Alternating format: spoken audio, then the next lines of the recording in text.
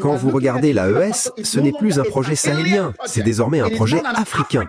Parce que les Africains en ont assez. Les Africains sont fatigués. Vous ne pouvez pas continuer à piller nos ressources naturelles et nous dire que la redevance la plus élevée versée à n'importe quelle nation en Afrique sur ces ressources naturelles est de 5%. 5% de redevance! Comment le sais-je?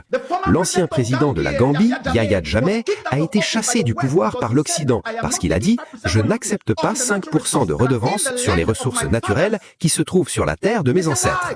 Ils lui ont demandé pourquoi. Il a répondu « Comment pouvez-vous me donner 5% ? Ne devrions-nous pas avoir un accord sur la manière dont cela est géré? Ne devrions-nous pas former un partenariat où vous me dites ce que vous apportez et je vous dis « D'accord, je possède ceci, vous prenez cela, je garde ceci ». Non, vous n'avez pas ce droit si vous êtes en Afrique.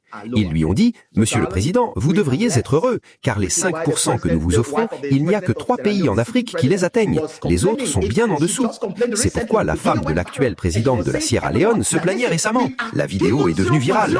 Elle disait à tout le monde « Écoutez, on nous donne 0,0001% de redevance sur l'or. Vous savez, la Sierra Leone est une côte d'or. » C'est une côte d'or, mais si vous visitez la Sierra Leone aujourd'hui, c'est comme pardonnez mon langage, la Sierra Leone n'est plus que l'ombre d'elle-même. C'est tellement en retard, tellement désordonné, tellement dévasté économiquement.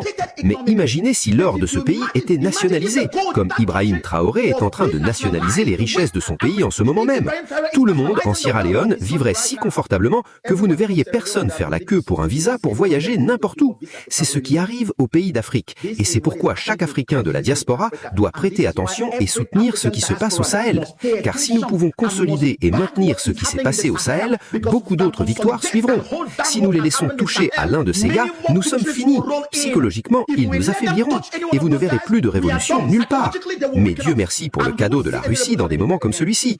Je crois que l'animosité entre la Russie et l'Occident a été créée par le ciel pour que nous puissions obtenir notre liberté. C'est pourquoi aujourd'hui, il n'est pas facile pour eux d'éliminer les dirigeants du Sahel comme ils l'auraient fait auparavant. Ils n'auraient même pas tenu 2 ans au pouvoir. Ils sont là depuis plus longtemps et tant de choses se passent. Au Burkina Faso, Mali, Niger.